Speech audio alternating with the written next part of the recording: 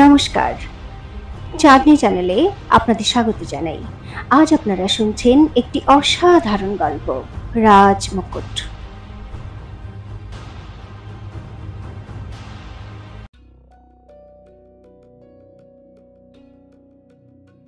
ওদিকে চন্দ্রাবতী স্নান করে নিজের ঘরে এসেছিল, আর সোনাল ওর চুলে সুগন্ধি তেল লাগাচ্ছিল। মহারাজের সেবা করতে করতে কাল রাত থেকে একবারও চোখের পাতা বন্ধ করেননি মহারানীমা, মালিশ করতে করতে সোনাল বলল। কিন্তু এখন দেখবেন এই সোনালের আঙুলের জাদু, এমন মালিশ করব না আপনার সমস্ত ক্লান্তি ছুমন্তর হয়ে যাবে। চন্দ্রাবতীর মুখ হাসিতে ভরে গেল। ও নিজের চোখ বন্ধ করে বলল, আমি তো শুধু সাহায্য করছিলাম, সব সেবা তো অগ্নিসিংহী করেছে সোনাল। ও নিজের রক্ত বীরেন্দ্র প্রতাপকে দিয়েছে, আর একটুও বিশ্রাম না করেই আমার জন্য রক্ত পুষ্প আনতে চলে গেল। কি জানি এখন কোথায় ঘুরে বেড়াচ্ছে ও।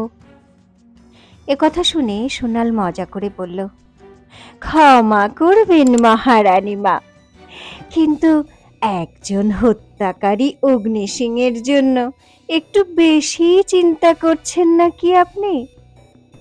চন্দ্রাবতীও মজার ছলে ওকে উত্তর দিল, তা কি করব বল, এখন তো ও আমার নিজস্ব অঙ্গরক্ষক, ওর চিন্তা করব তবেই তো ও আমাকে রক্ষা করতে পারবে। সোনালের হাত একদম থেমে গেল। আমার তো এখনো বিশ্বাস হচ্ছে না মহারানীমা, ও সন্দেহের স্বরে বলল। মহারাজ কোনো কিছু না ভেবে চিনতে দ্রুত ওকে আপনার দেহরক্ষী নিযুক্ত করে দিলেন। আমার তো মনে হচ্ছে কিছু একটা গন্ডগোল আছে। চন্দ্রাবতী গম্ভীর হয়ে বলল, কিন্তু আমার কোনো গন্ডগোল লাগছে না সোনাল, কারণ মহারাজ যে খেলাটা খেলতে চাইছেন তার প্রতিটা চাল আমি বুঝে গেছি। চল তুই এখন এসব ছাড়, তাড়াতাড়ি এখন আমার পোশাক দে তো। সোনাল নিজের জায়গা থেকে উঠে চন্দ্রাবতীর জন্য একটা পোশাক ঠিক করছিল।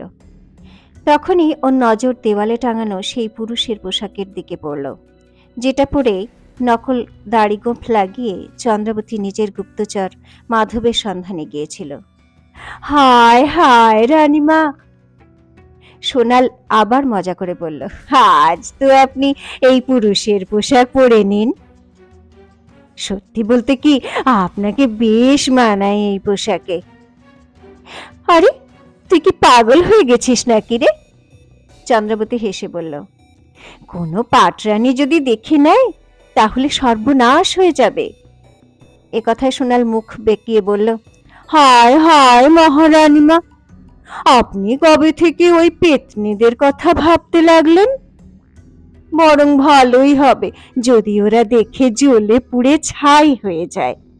আপনি একবার পড়ুন না, আর এই তলোয়ার পাশে ঝোলান, তারপর দেখুন কি দারুণ দেখাবে আপনাকে, রাজপুতানা বাঘিনী। আসুন আমি আপনাকে এটা পরিয়ে দিই। এ কথার সঙ্গে সোনাল চন্দ্রাবতীকে জোর করে ওই পুরুষের পোশাক পরাতে লাগলো। চন্দ্রাবতী চাইলেও ওকে আটকাতে পারল না, বরং এই মজার বিষয়টা ওর বেশ ভালোই লাগতে লাগলো। পর মুহূর্তেই চন্দ্রাবতী পুরুষের বেশে খুব দৃঢ়ভাবে সোনালের সামনে দাঁড়িয়েছিল। হায় হায় মহারানীমা, সোনাল ওর প্রশংসায় একেবারে পঞ্চমুখ হয়ে বলল, আপনাকে তো অগ্নিসিংহের থেকেও বেশি সংগ্রামী যোদ্ধা মনে হচ্ছে। আমার সুন্দরী বাগী মহারানীর যেন কারো নজর না লাগে। হায় হায়, চলুন এখন একটু বাইরে চলুন, আর আপনার তলোয়ারবাজির একটা নমুনা দেখান আমাকে। জো হুকুম আমার মালিক, সোনালের সঙ্গে মজা করে চন্দ্রাবতী বলল এবং দ্রুত নিজের তলোয়ার বাইরে বের করল। আর ঘরের বাইরে বেরিয়ে পড়ল। আর এরপর তলোয়ার চালানোর বিভিন্ন প্যাচ পয়জার সোনালকে দেখাতে লাগলো। বাহ মহারানী মা, বাহ! সোনাল খুশিতে হাততালি দিতে দিতে চন্দ্রবতীর উৎসাহ বাড়াতে লাগলো। ও তখন আরো উদ্বুদ্ধ হয়ে বিদ্যুতের গতিতে তলোয়ার চালাতে লাগলো। দেখতে দেখতে ওরা এই খেলায় এমন ডুবে গেল যে ওদের নিজেদের আশেপাশে কি ঘটছে সেসব ব্যাপারে ওদের কোনো খেয়ালই আর রইল না। তখনই সোনালের হঠাৎ কিছু একটা মনে হলো কেউ যেন ওদের দেখছে। ও চমকে উঠে সামনে দেখলো আর একদম ঘাবড়ে গিয়ে চেঁচিয়ে উঠল, হায় হায় রাজমাতা! চন্দ্রাবতী তলোয়ার উঁচিয়ে যেমন দাঁড়িয়েছিল তেমনিই দাঁড়িয়ে পড়ল আর সামনে দেখল রাজমাতা গার্গী দেবী। ওনার দুপাশে মোহিনী আর শশীকলা, আর পিছন পিছন রানীমহলের সমস্ত পাটরানীরা এসে পৌঁছেছিল। মোহিনী ও শশীকলার চোখে একটা সফলতার চমক। গার্গী দেবীর মুখ পাথরের মতো সাদা, চোখে আগুন দেখা যাচ্ছিল। চন্দ্রবতী এই সময় হাঁপাচ্ছিল, ওর শরীর ঘামে ভিজে গিয়েছিল, চুল এলোমেলো। আচ্ছা, তাহলে এই হলো বিক্রমগড়ের মহারানীর আসল রূপ। গার্গী দেবী রাগে আগুন হয়ে তাকে বললেন, যে নির্লজ্জের মতো কিন্নরের সঙ্গে পুরুষের ছদ্মবেশে পুরুষের মতো ব্যবহার করছে। উফ, কি লজ্জার ব্যাপার এটা! সোনাল এই কথা শুনে লজ্জায় মাটিতে মিশে গেল। চন্দ্রাবতীও এক পলকের জন্য ইতস্তত করতে লাগলো, কিন্তু তারপর ও নিজেকে সামলে নিয়ে বলল, প্রণাম রাজমাতা, আপনি এরকম হঠাৎ এখানে? আমি যদি আপনার আসার খবর পেতাম তাহলে আমি আপনাকে সাদর অভ্যর্থনা জানানোর জন্য। চুপ! চন্দ্রাবতী কথা শেষ হওয়ার আগেই গার্গী দেবী চিৎকার করে উঠলেন, আমাকে রাজমাতা বলে সম্বোধন করো না, তুমি এর যোগ্য নাও তুমি। আর ঠিকই হয়েছে যে তুমি আমার আসার খবর পাওনি, না হলে আমি তোমার এই আসল রূপ দেখতে পেতাম না। চন্দ্রাবতী আর কিছু বলতে পারল না। তা দেখে শশীকলা আর মোহিনী মনে মনে খুশিতে পাগল হয়ে উঠল। পাটরানীদের মধ্যে উপস্থিত সুরেলাও চন্দ্রাবতীর এই অবস্থার মজা নিচ্ছিল। প্রথমে তো আমি তোমাকে নির্বোধ ভাবতাম শুধু। গার্গী দেবী ওকে দেখতে দেখতে বলতে লাগলেন, তোমার অবস্থা দেখে আমার দয়া হতো, কিন্তু তুমি তো তোমার সম্বন্ধে আমাদের সব ধারণা ভুল প্রমাণ করে দিলে। যদি এই সব আগে জানতাম তোমার বাবার সন্ধি কোনোদিনই স্বীকার করতাম না। এইসব অভদ্র অসভ্য ব্যবহারকে শেখানো হয় তোমাদের কনকনগরের রাজমহলে। নিজের বাবা আর নিজের রাজ্যের এরকম অপমান শুনে চন্দ্রাবতী প্রচন্ড রেগে গেল। ক্ষমা করবেন রাজমাতা, ও উচ্চস্বরে বলল, আচার ব্যবহার তো বিক্রমগড়ের রাজমহলেও কম অভদ্র নয়। জিজ্ঞাসা করুন এই পাটরানীদের, যাদের আপনি বেছে বেছে আপনার ছেলে বীরেন্দ্র প্রতাপের জন্য এখানে রানী মহলে এনেছেন। জিজ্ঞাসা করুন এদের, মহারাজ ওদের সঙ্গে কেমন ব্যবহার করেন। মহারাজের নজরে কি ওদের শরীর ছাড়া অন্য কোনো কিছুর কোনো মূল্য আছে? একথা শুনে চারিদিকে নিস্তব্ধতা ছড়িয়ে পড়ল। মোহিনী, সুরেলা আর শশীকলার সঙ্গে সঙ্গে সমস্ত পাটরানীদের মুখ দেখার মতো ছিল। ওরা সবাই মনে মনে ছটফট করতে লাগলো। চন্দ্রাবতীর জবাব শুনে রাজমাতা গার্গী প্রথমে তো একদম স্তম্ভিত হয়ে গেলেন। তারপর উনি নিজের হাত উপরে তুলে চিৎকার করে বললেন, চুপ কর নির্লজ্জ! তুই কি সব আদব কায়দা, সমস্ত শিষ্টাচার ভুলে গেছিস? নাকি তুই কিছুই জানিস না যে রাজমহলের নিয়ম কানুন কেমন হয়? আমার সামনে এই পুরুষের বেশে এসে এরকম খারাপ ভাষায় কথা বলছিস তুই? কেন, কি খারাপ এই পোশাকে? চন্দ্রাবতী ঠান্ডা গলায় জবাব দিল, আপনার তো গর্ব হওয়ার কথা যে আমার মধ্যে একজন যোদ্ধার সংস্কার আছে।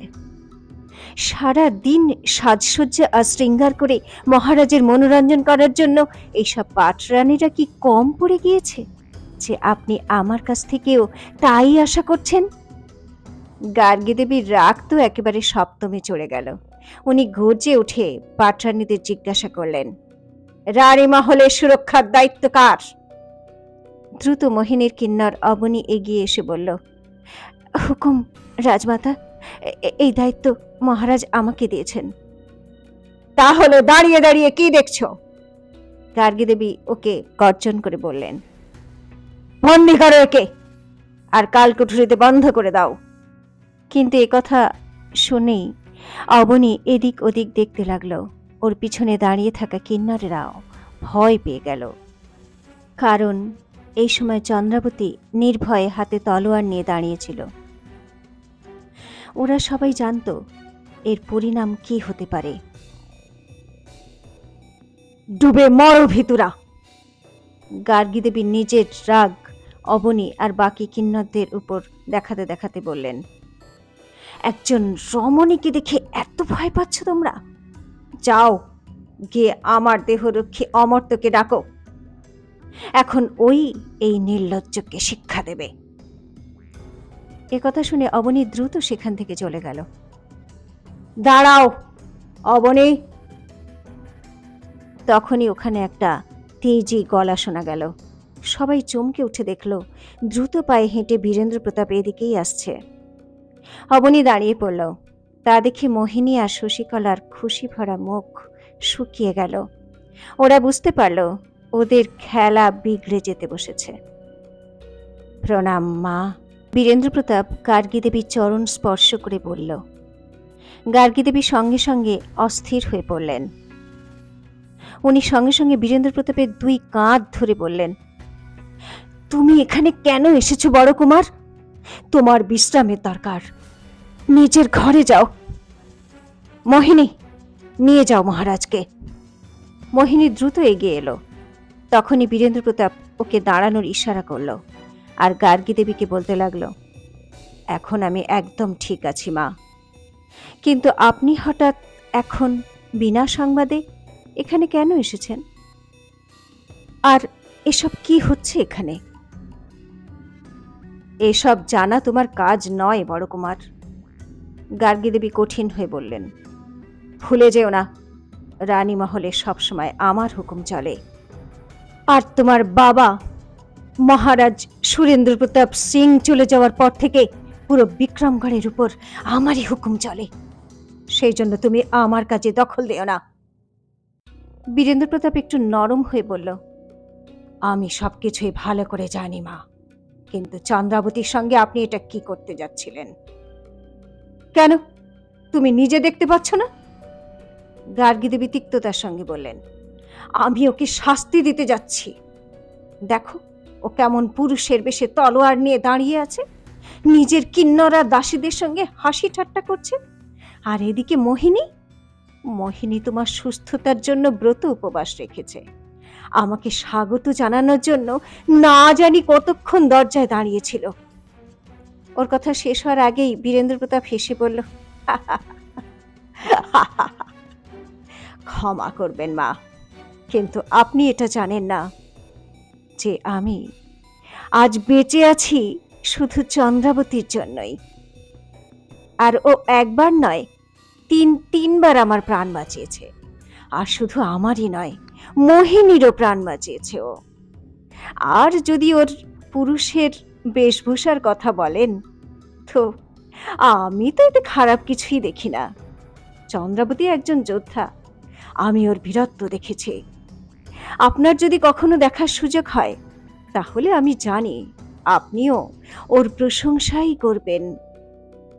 এই কথায় গার্গী দেবী রুক্ষতার সঙ্গে বললেন, হ্যাঁ, এর প্রশংসা আজ আমি অনেক শুনেছি।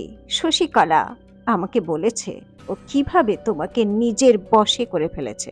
ছাড়ো, আমি তোমার সঙ্গে আর তর্ক করতে চাই না, কিন্তু আজ চন্দ্রাবতী আমার সঙ্গে যে বেয়াদবি করেছে, তার জন্য ওকে কিছুদিন পর্যন্ত কালকুঠুরিতে থাকতেই হবে। কখনোই নয় মা, বীরেন্দ্র প্রতাপ উত্তেজিত হয়ে বলল, আমি থাকতে চন্দ্রাবতীকে কোনো শাস্তি দেওয়া যাবে না। হ্যাঁ, আপনি চাইলে আমাকে শাস্তি দিতে পারেন, কিন্তু চন্দ্রাবতীকে নয়। বীরেন্দ্র প্রতাপের দৃঢ়তা দেখে গার্গী দেবী চাইলেও কিছু বলতে পারলেন না, কিন্তু পাটরানীদের সামনে নিজের দম্ভ তো বজায় রাখতেই হবে। সেই জন্য উনি উঁচু গলায় সবাইকে শুনিয়ে বললেন, আমি চন্দ্রাবতীর সঙ্গে তোমাদের সবাইকে সাবধান করছি, রাজমহলে যদি থাকতেই হয় তাহলে এখানকার নিয়ম কানুন মেনে চলতে হবে। একজন মহারানী এবং রানীর যে গৌরব তা বজায় রাখতে হবে, না হলে আমি সবাইকে এখান থেকে বার করে দেব। বলার পরে প্রচন্ড রাগে তিনি সেখান থেকে চলে গেলেন। চন্দ্রাবতীর ঠোঁটে জয়ের হাসি পরিষ্কার দেখা গেল। একটু দূরে দাঁড়িয়ে থাকা বীরেন্দ্র প্রতাপ চন্দ্রাবতীর এই হাসির মানে পরিষ্কার বুঝতে পারছিল, সেও মনে মনে হাসছিল। রানীমহলের বাইরে আসতেই গার্গীর চোখ তার দেহরক্ষী অমর্ত্যর উপর পড়ল। সে বাইরে দাঁড়িয়েই ছিল, প্রায় 50 বছর বয়সের তাগড়াই চেহারা, মাথায় পাগড়ি বাঁধা, মুখে বাহারি দাড়ি গোঁফ, আর হাত সবসময় কোমরে বাঁধা তলোয়ারের উপরে রাখা। সে যেন সবসময় যুদ্ধের জন্য প্রস্তুত। শোনো অমর্ত্য, গার্গী তার কাছে এসে মৃদুস্বরে বললেন, খবর নাও এই বোকা চন্দ্রাবতী আসলে কি চায়, ওর এই নতুন রূপের পিছনে কি রহস্য লুকিয়ে আছে। অমর্ত্য নিজের মাথা নিচু করে তাকে অভিবাদন করল এবং যে আজ্ঞে রাজমাতা বলে সেখান থেকে চলে গেল। এদিকে কিছু সময় পরে মোহিনী অবনী এবং শশীকলাকে নিয়ে নিজের ঘরে এসে ঢুকল। সেখানে বজ্রকেতু বসেছিল। কে হলো? সে সবার দিকে তাকিয়ে জিজ্ঞাসা করল। তোমাদের চেহারা বলছে যে চন্দ্রাবতী আবারও তোমাদের উদ্দেশ্য বিফল করে দিয়েছে। চন্দ্রাবতী নয়, মহারাজ। শশীকলা রেগে বলল, আমি তো চন্দ্রাবতীর নামে রাজমাতার মন বিষিয়ে দিয়েছিলাম। উনি আজকে ওকে কারাগারে নিক্ষেপ করেই ছাড়তেন, কিন্তু শেষ মুহূর্তে মহারাজ এসে সব খেলা মাটি করে দিলেন। মোহিনী আহত বাঘিনীর মতো গর্জন করে উঠল, এবার আমি এমন চাল চালবো যে মহারাজও ওকে বাঁচাতে পারবেন না। তাই? বজ্রকেতু উদ্গ্রীব হয়ে বলল, এখন কি করতে চলেছ তুমি? উর্বশী। মোহিনী এক ঝটকায় উত্তর দিল। একথা শুনে বজ্রকেতু চমকে উঠল। উর্বশী? তুমি কি বলছো মোহিনী? মিথ্যে প্রশ্ন করবেন না বাবা, উর্বশীকে এখানে আনার ব্যবস্থা করুন। ওই এখন আমাদের একমাত্র দাবার ঘটে। বজ্রকেতু খুব দ্বিধায় পড়ে গেল। অবনী আর শশীকলা মনে মনে ভাবছিল, উর্বশী আবার কে? তো উর্বশীকে দিয়ে কি চাল চালতে চলেছে মোহিনী? রাজমাতা গার্গী এখন কি পদক্ষেপ নিতে চলেছেন চন্দ্রাবতীর বিরুদ্ধে? জানার জন্য শুনতে থাকুন রাজমুকুট, এক ঐতিহাসিক প্রতিশোধ, শুধুমাত্র চাঁদনীর সঙ্গে চাঁদনী চ্যানেলে।